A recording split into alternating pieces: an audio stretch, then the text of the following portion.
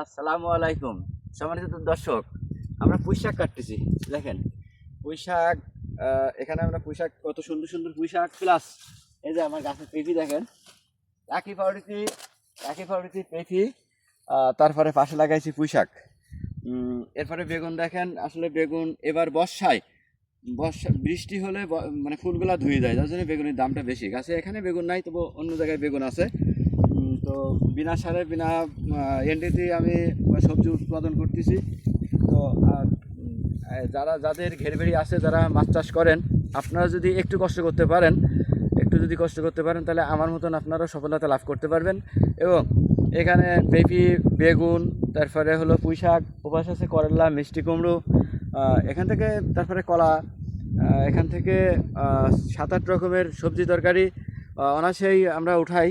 আমাদের বাজার থেকে এত তরকারি, সবজি তরকারি কিনা লাগে না। যাই হোক, আপনারাও পারবেন আমার মতো সফলতা অর্জন করতে। হ্যাঁ, ধন্যবাদ সবাইকে।